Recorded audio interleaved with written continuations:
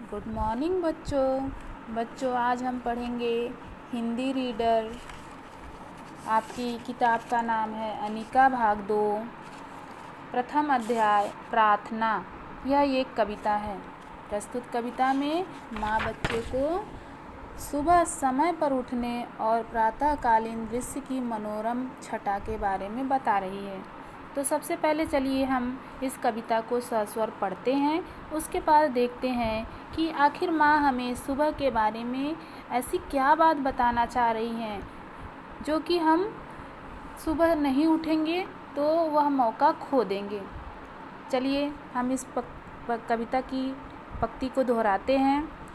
उठो लाल अब आँखें खोलो, पानी लाई हूँ मुँह धो लो, बीती रात कमल दल फूले, उनके ऊपर भौरे झूले, चिड़िया चहक उठी पेड़ों पर, बहने लगी हवा अति सुंदर, नभ में न्यारी लाली छाई, धरती ने प्यारी छवि पाई, भोर हुआ सूरज उग आया, जल में पड़ी सुनहरी छाया, नन्ही नन्ही किरणें आई, फूल खिले कलियां मुस्काई, ऐसा सुंदर समय न खो मेरे प्यारे अब मत सो। इस कविता को लिखा है सोहन लाल द्विवेदी जी ने। उन्होंने अपनी इस कविता के माध्यम से एक माँ है जो कि अपने बच्चों को क्या कह के उठा रही है, तो चलिए हम उसको देखते हैं।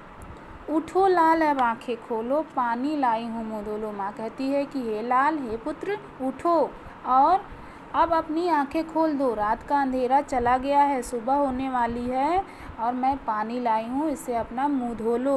बीती रात कमल दल फूले, रात बीत चुकी है और कमल दल, कमल की पंखुड़ियाँ खिलने वाली हैं और उनके उन पंखुड़ियों के खिलते ही जो भौरे होते हैं वो उनके ऊपर मंडराने लगते हैं।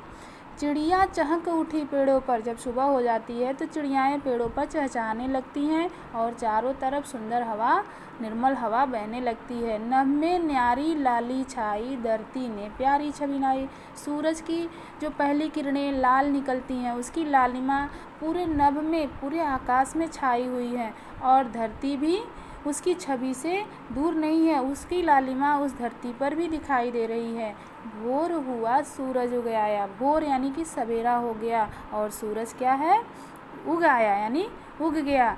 जल में पड़ी सुनहरी छाया, और जैसे जैसे सूरज की लालिमा हटती है धीरे धीरे सूर्य की किरणें सुनहरे रंग की होती जाती हैं और वह सुनहरे रंग की छाया जो है वो जल में पड़ करके पूरे जल को भी सुनहरा कर देती हैं। नन्ही नन्ही किरणें आई, फूल खिले कलियां मुस्काई, और इन सुनहरी किरणों की जो नन्ही नन्ही किरणें होती हैं वह चारों तरफ फैल गई हैं और फूल खिल चुके हैं। ऐसा लग रहा है कि सारे फूल खिल करके मुस्कुरा रहे हैं। ये लाल, ऐसा सुंदर समय आप नहीं खो, और मैं कह रही हूँ कि अब मत उठो, अब मत सो, उठ जाओ। इस प्रकार सोहन लाल द्विवेदी जी एक माँ के माध्यम से बच्चे को प्रातःकाल उठने से होने वाले लाभ के बारे में बता रहे हैं और उन्हें सुबह जल्दी उठने के लिए प्रेरित भी कर रहे हैं। प्रेरित करना यानी कि मोटिवेट करना। हम बच्चों को सुबह जल्दी ही उठना चाहिए। इसके बाद आप क्या करेंगे, इसमें जो कविता है वो आप अपनी कॉपी में लिखेंगे और इसके जो शब्दार्थ हैं वो शब्दार्थ, आप कठिन शब्दों का ज्ञान जो है ये आप अपनी कॉपी में, कविता लिखने के बाद आप ये शब्दार्थ अपनी कॉपी में लिखेंगे। फिर हम क्वेश्चन आंसर आपको PDF में सेंड करेंगे। आज की क्लास के लिए बच्चों इतना ही। अगली क्लास में हम न्यू चैप्टर के साथ आपके सामने आएंगे। धन्यवाद।